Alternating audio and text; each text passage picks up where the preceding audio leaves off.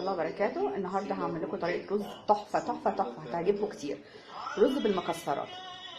انا عاملاها هنا على قد مقدار حسب كل واحد طبعا عايز. هنا كوبايتين رز ومكسرات، وديت مشمشيه قراصيه وتين، وفي هنا زبيب، وطبعا ده مش عايزه اقول لكم في الاكل فظيع تحفه، اناناس. وعملته في حاجات كتيره في الطبيخ، طعمه حاجه ملهاش حل. وعملت قبل كده برضو معاه بالتفاح، بس مفيش تفاح حاليا، وخوخ برضو دخلت مع الاكله دي تفاح وخوخ، طبعا كانوا حاجه فظيعه. هنعملها خطوه بخطوه ويا رب تعجبكم.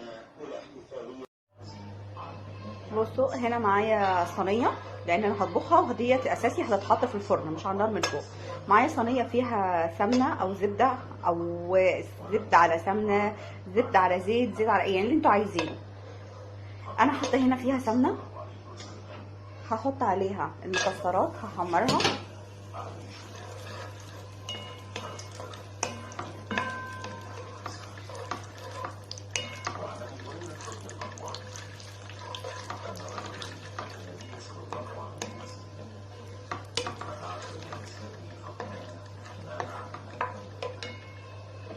وهنزل برضو هنا بالتين والقراصية والمشمشية والزبيب عليهم.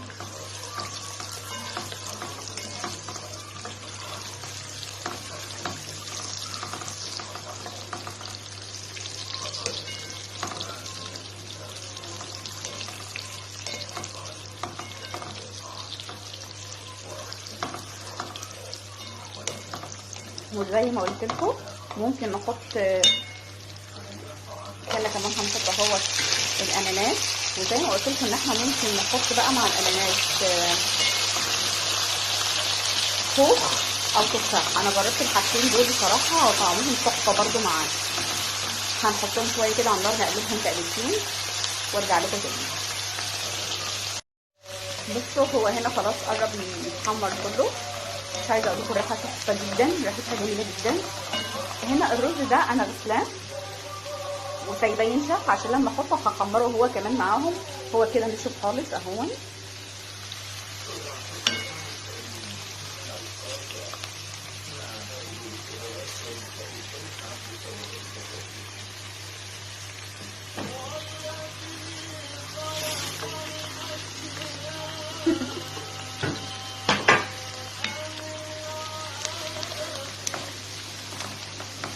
هقلبه، هحمره شويه ونرجع تاني. احنا كده خلاص الرز اتحمر، المكسرات باينه هي فيه وكل حاجه باينه، وريحتهم تحفه، كل حاجه صراحه ريحتها جميله جدا. هنحط حوالي كوبايتين او 3 ميه كده.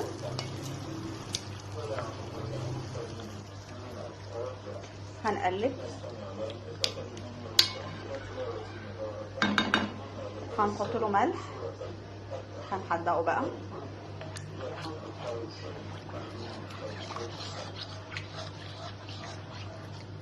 كده، وبعدين هطفي عليه على طول وادخله الفرن.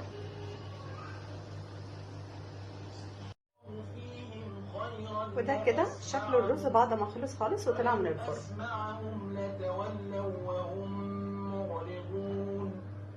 يا رب يكون تعجبكم يا رب.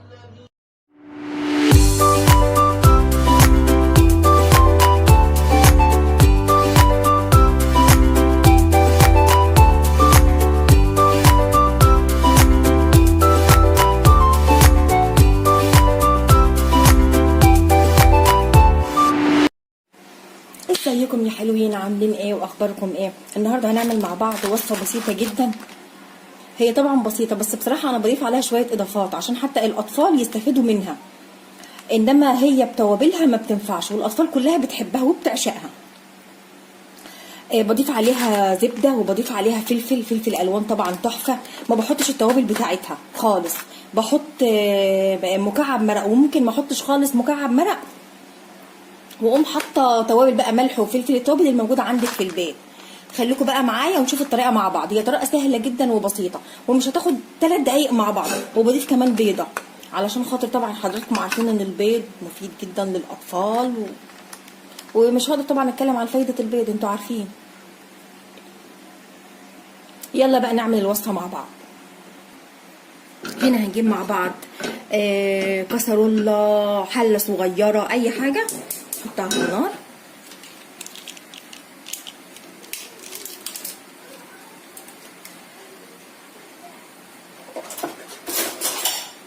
وننزل عليها بقطعه الزبده. ممكن على فكره نحط بصل ونحط توم، بس طبعا لو انتوا عايزينها حاجه خفيفه طبعا البصل والثوم هيبقى صعب قوي طبعا لو بالليل مثلا وجبه عشاء او كلام من ده. هنسيبها بس كده تسيح.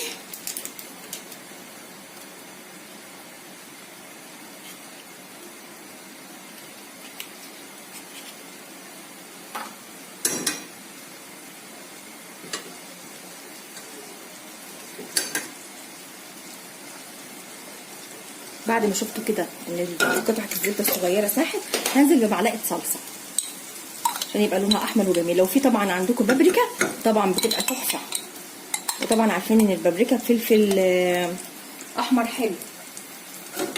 بديها كده تقليبه على النار عشان خاطر اطلع الطعم الني بتاع الطماطم.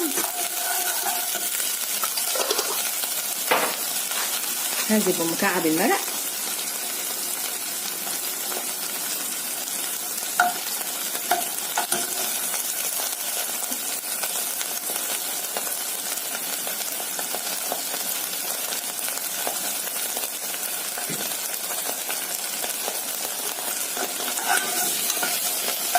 وبس كده خلاص. واقوم نازله بقى ايه الميه. طبعا هنا ميه ايه من الكافي، الميه سخنه.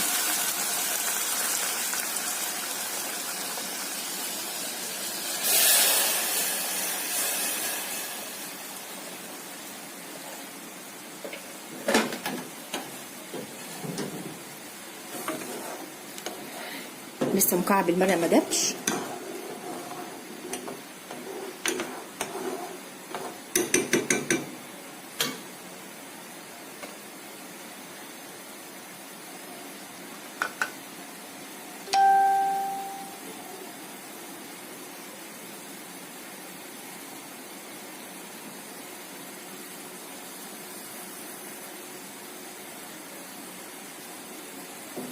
شايفين هي خلاص كده بتغلي، بس لسه ايه مكعب المرق ايه انا شايفاه لسه ما دابش خالص اهو.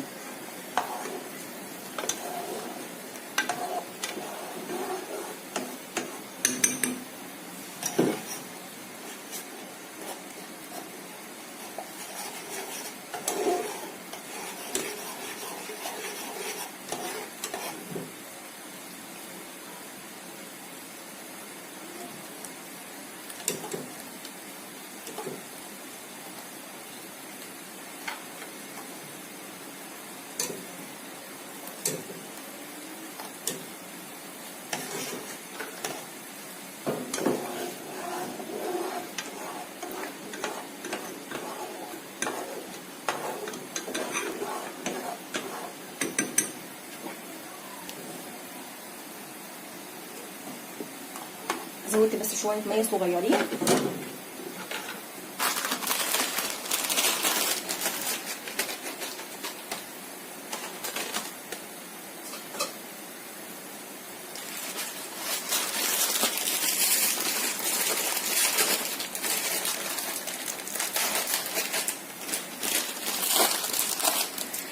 في الوقت ده بقى بنزل على طول بيها بالاندومي ومعاها الفلفل الالوان ومعاها البيضه، بس البيضه بحطها على جنب. عارفين بالظبط طريقه الرز المقلي الصيني زيه كده بالظبط.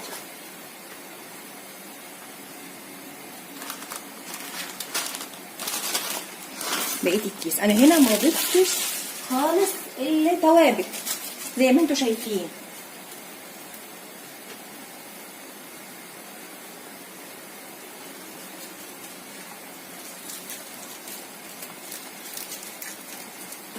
واغطي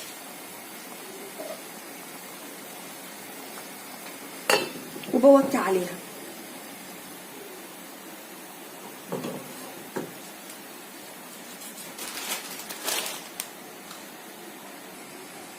نبص كده مع بعض عليها، ابتدت اهي تغلي والبيضه قربت تستوي.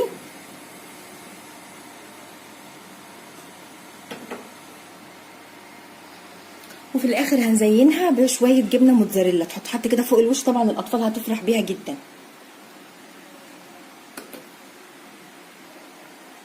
في المرحله دي خلاص هي ابتدت، شايفين عصايتين من ايه، صيني يعني او كوري كوري. هنزل عليها هنا بالجبنه، مكان واحد بقى مكانين، وتبتدي ايه تقلبي وتغطي. هي خلاص قربت بكده، خلاص هي استوت. مفيش اظن اسهل من كده. هقدمها، قدمناها خلاص. شايفين الجبنه بقى والبيضه حاكم تحت اهو. ايه رايكم؟ والجبنه بتمط اهي خالص. طبعا حبيتي تاكليها بشوكه تاكليها، حبيتي تاكليها بالعصايه طبعا بتاكليها. وهنا الفلفل كرانشي وتحفه تحفه. والجبنه اهي، شايفين الجبنه، هي البيضه على فكره تحت مش باينه. ايوه البيضه تحت اهي.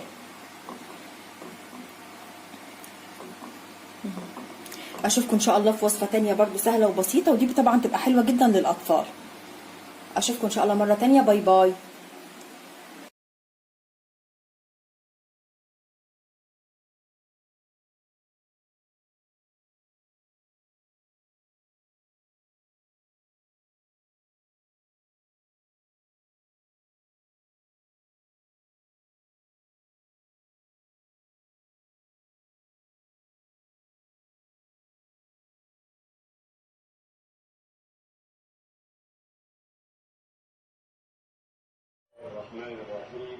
السلام عليكم ورحمه الله وبركاته. النهارده هعمل لكم رز مبكر بالسوسيس.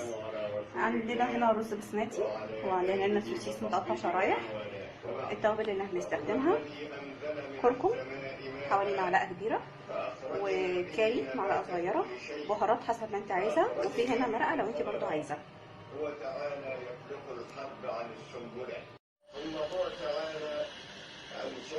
هنا عندنا ماده دهنيه، وجعل لكل منهم مستقرا كالرحم ومستودعا كالصلب. وهي زبده انا مش هحطها كتير على النار عشان ما تغمقش. فاخرجنا به نبات كل شيء. هنزل عليها عامه بالسوسيس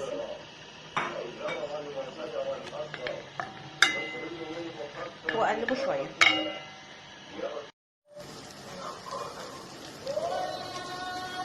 هنا هو السوسيس اهو اتحمر شويه.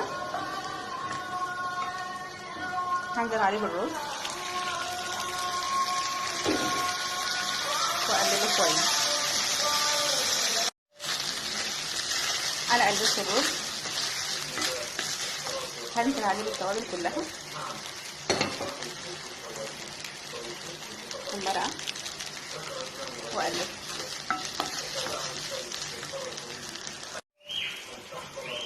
هنزل بعد كده عليهم بميه سخنه. الرز البسمتي بياخد ميه كتير.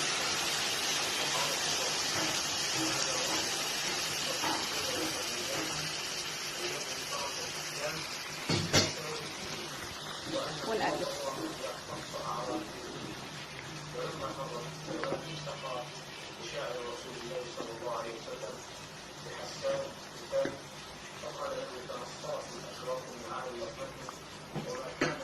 ونحط الملح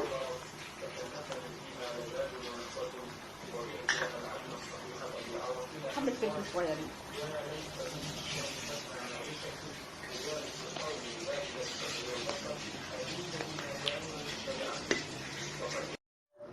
الاكله دي ممكن تاكليها مع اي صوص على الوش، صوص ابيض. انا في صوص هنا بجيبه صوص جبنه، وبحط عليه كوبايه لبن وبضربه وبحطه على الوش. لو عندك كريمه بالمشروم شغال برضو. عايزه تحطي بشاميل خفيف على الوش برضو شغال معاكي. هنا كوبايه اللبن، وهحط عليها صوص البنة اهون، وتضربوها على النار.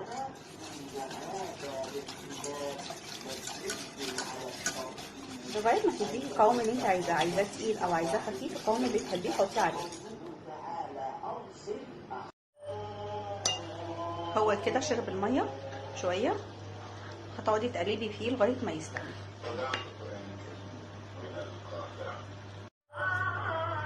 ده كده الشكل الاخير للرز مع الصوص. يا رب تعجبكم.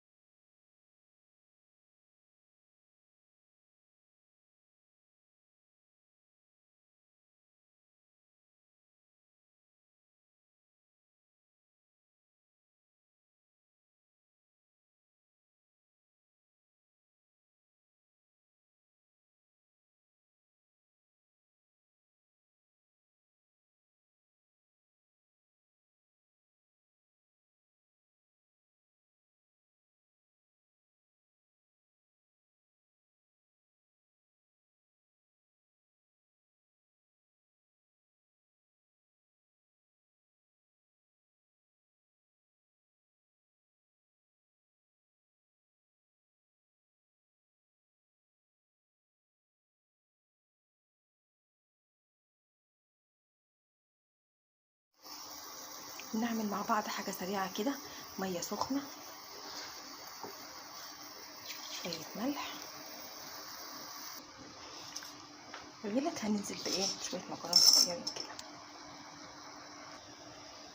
هنصفيها بقى دلوقتي. في نفس الحلة هننزل بفلفل الوان لو عندك فلفل حار، ملح، هرس، شطة.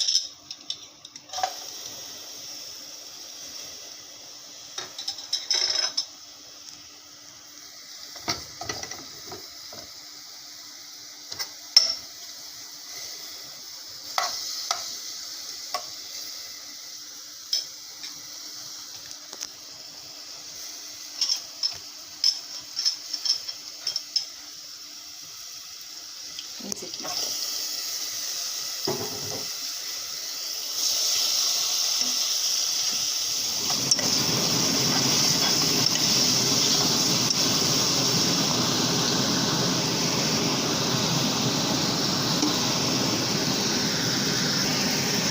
سن المية ونغطي. خلاص كده بقى هنغرفها.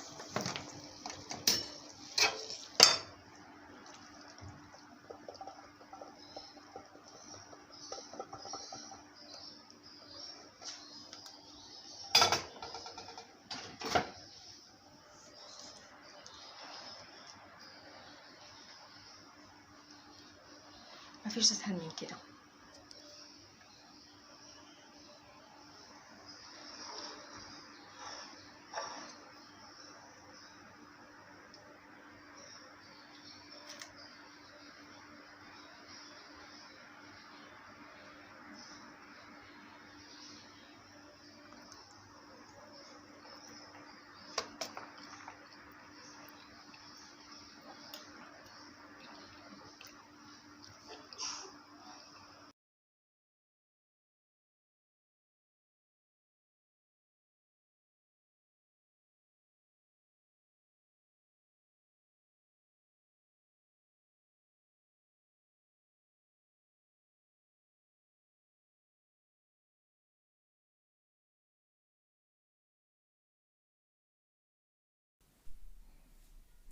ازيكم يا حبايب قلبي، عاملين ايه؟ يا رب تكونوا بخير يا رب.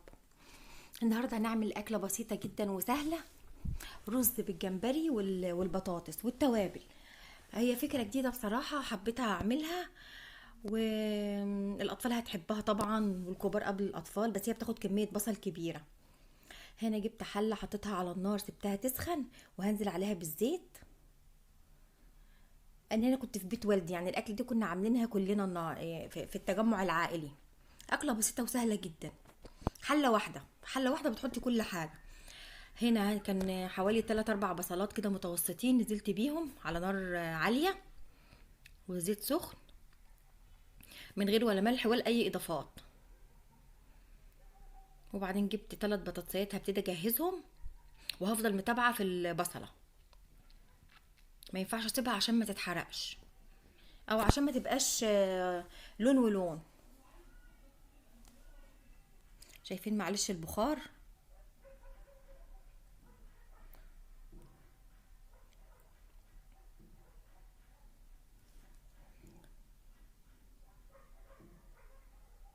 هي عيب البصل الصيادية ان بيبقى عايز متابعة وتقليب مستمر.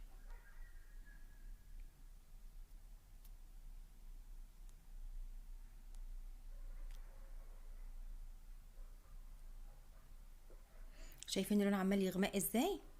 بس هي بتاخد وقت، يعني هنا الفيديو صغير، لا هي بتاخد وقت.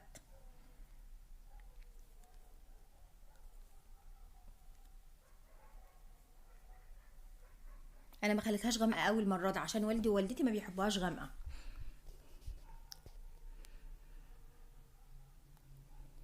معلش البخار عاكس الكاميرا خالص.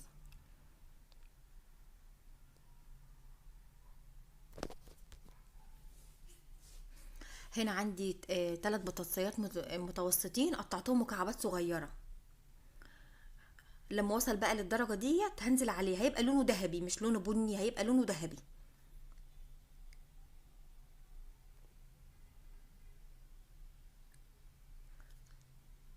نزلت عليهم هدوهم تقلبتين.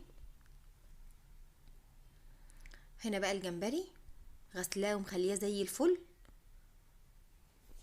بتغسليه بملح وخل، بس طبعا مش خل كتير وما بيقعدش في الملح كتير علشان خاطر طعمة البحر ما تروحش منه. بعد ما اديت البطاطس تقلبتين، هنزل بالجمبري برضو تقلبتين. لازم يكون كل ده على نار عالية عشان الجمبري ما ينزلش ميته. شايفين حتى الحلة ما فيهاش مية الجمبري اهو، يبتدي ياخد لون خفيف.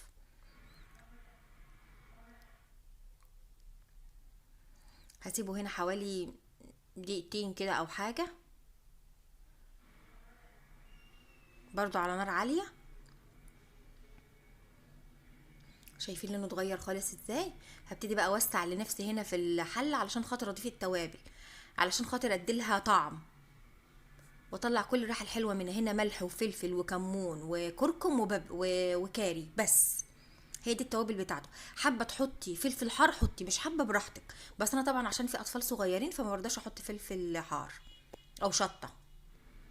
حابه تحطي كمان فلفل الوان ضيفي. حابه تضيفي فلفل حار اللي هي القرون الشطه في الاكل ضيفي، على حسب. بس انا طبعا كان في اطفال صغيره. هنا طبعا نزلت بمعيار الرز بتاعي وهديله تقليبه. بعد طبعا ما اديت للتوابل تقليبه عشان خاطر تطلع ريحتها مع التحميصه مع الزيت.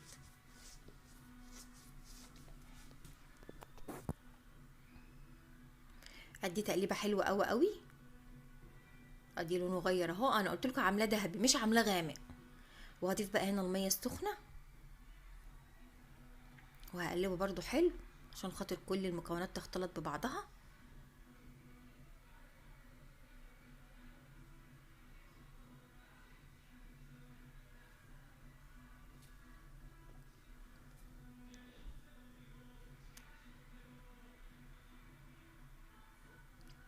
وهغطي بقى.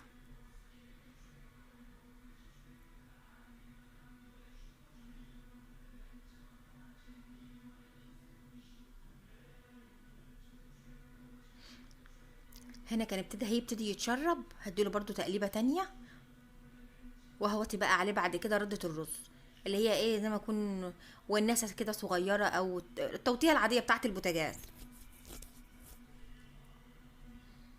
هياخد حوالي من 10 دقايق لربع ساعه. شايفين اهو، طبق سهل وبسيط وحله واحده وفي منتهى الجمال. تضيفي بقى عليه مخلل سلطه، بس احنا بنحب معاه مخلل. اتمنى تكون الاكله سهله وبسيطه، واتمنى تجربوها، واشوفكم ان شاء الله في حلقه جديده. باي باي.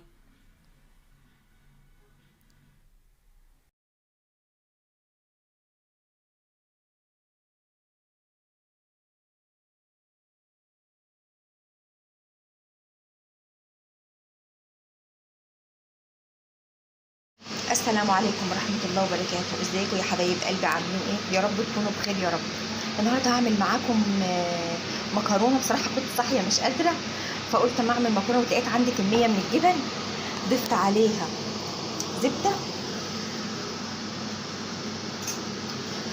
زبده، وقطعه ثوم حوالي فصين او 3، وهضيف عليها كمان شويه حبهان صغيرين يعني يعمل نكهه شويه. انا هعمل كله على بعض اهو زي ما انتم شايفين كده.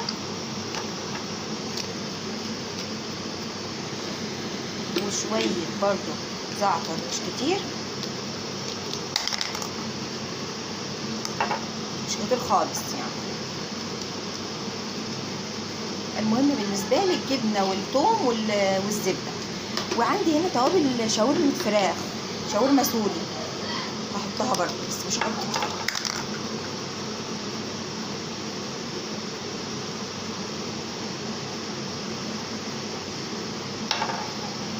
قال لازم اكون هعمل طبق مكرونه من البواقي. وهنا حاطه على النار كيسين مكرونه بيتسلق اهو، اصفيهم.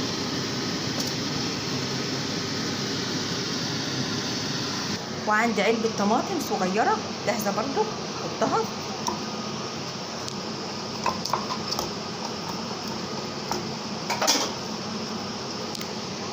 هصفي بقى دلوقتي المكرونه واحطها في مصفى، ونفس الحله برده هقوم ضايفه عليها بقيه المكونات اللي انا طلعتها. في نفس الحله هي برده حطيتها على النار، هنزل بقى بكل المكونات الموجوده عندي. نزلت عليهم كلهم اهو، هعلي النار بقى عليهم، وهضيف شويه ميه صغيرين لان ما عنديش لبن.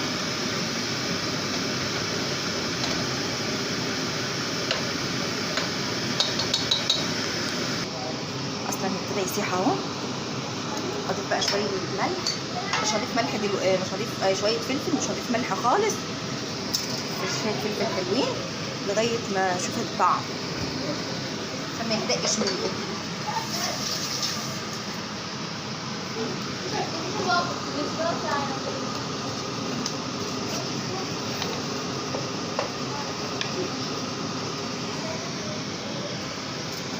شويه ميه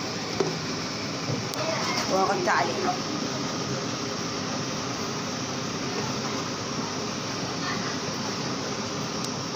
لقيت كمان عندي كيس صغير موتزاريلا برضه هضيفه.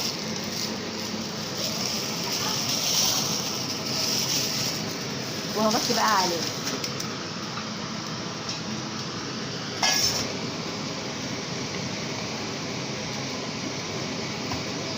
هي غنية بالجبن.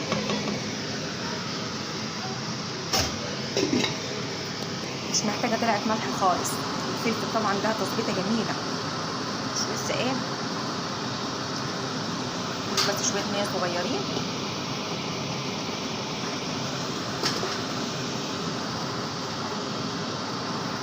ده كده بالتقليب عشان الجبنة ما تتحرقش.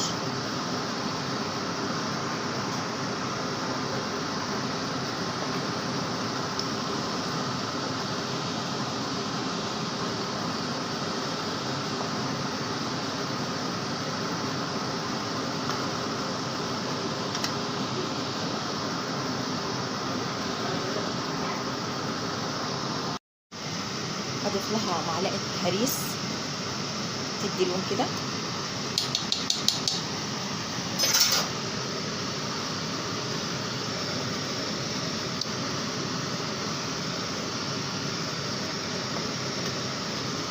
لسه بس القطعة الأخيرة اللي أنا ضفتها هغطيها شوية عشان ايه تفك، واقوم نازلة عليها على طول بالمكرونة.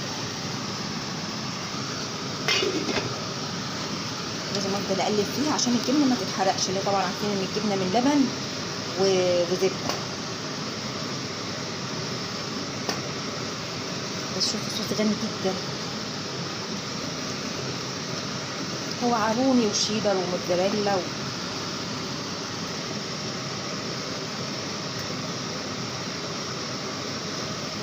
دي بس القطعه الاخيره دي اللي مش راضيه تدوب خالص، تقربت.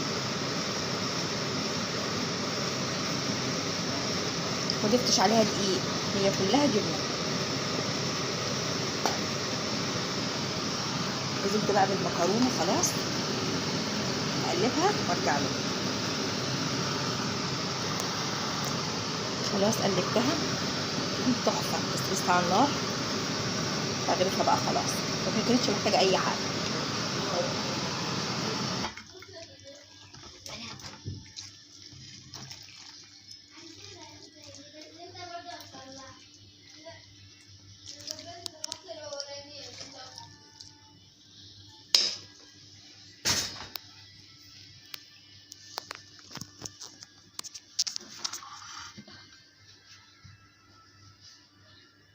شايفين بقى الطبق وجماله.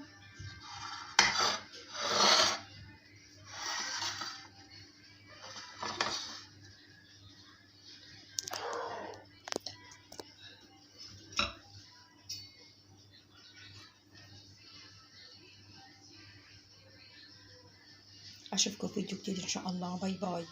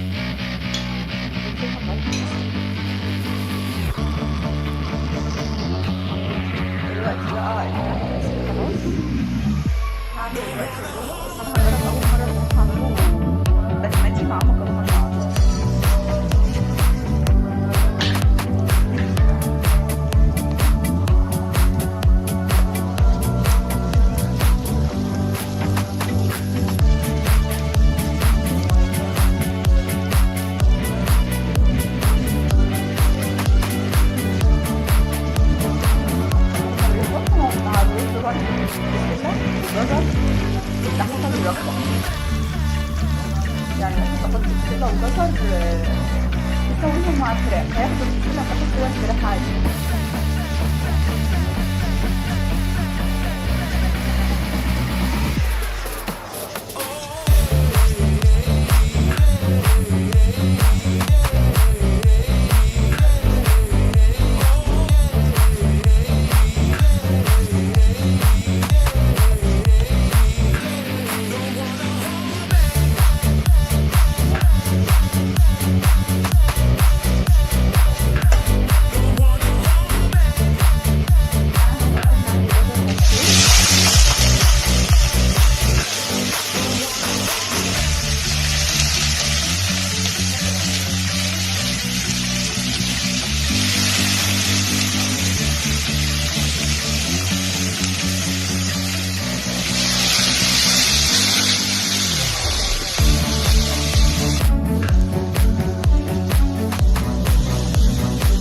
خلاص بقى هو خلص. وعندي هنا برضه السلطه وبصفيها عشان ناخد الحاجات اللي بتاعتنا كده اللي هي القرنفل والبصله اهو